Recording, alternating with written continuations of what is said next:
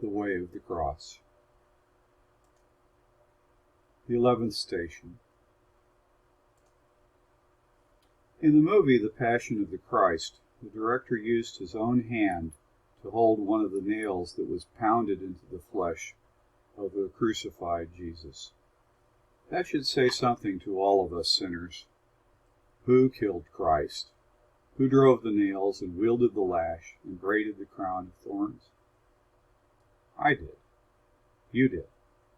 Our deliberate sins against God and against neighbor, our gossip and lies, our adultery and actions against human life, our little thefts and big ones, and our abuse of the divine name were all nailed through the flesh of Jesus.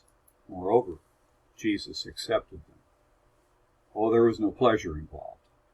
Jesus sweated blood in the garden because he knew crucifixion. When the Romans killed a slave or murderer or insurrectionist by crucifying him or her, they made the whole town come out and watch.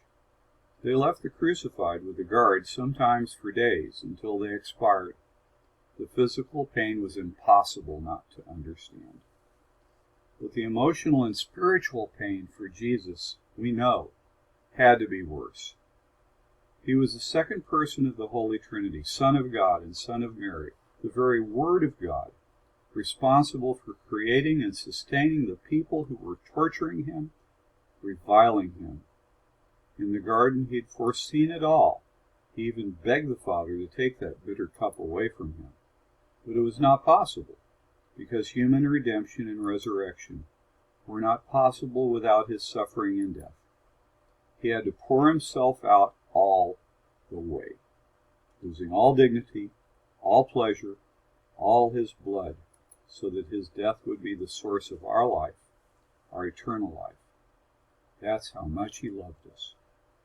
That's why he willingly felt himself being torn limb from limb as he was lifted up. He had told us that being lifted up, he would draw all of us to himself. As he was affixed to the scaffold, he uttered a prayer that would over the centuries burn itself into the memories of billions who heard them. He who taught his disciples to forgive their debtors, their abusers, he asked his Father to forgive them, for they know not what they do.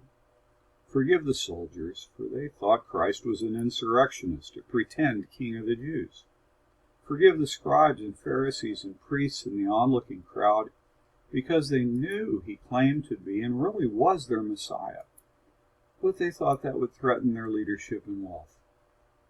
Forgive you and me, because every sin we commit is done for what we think is a good reason, and we really are that stupid.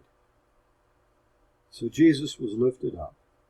His execution was really a sacrifice because it was intimately tied to the Eucharistic Passover celebrated the day before, when he prophesied over the bread and wine to his disciples.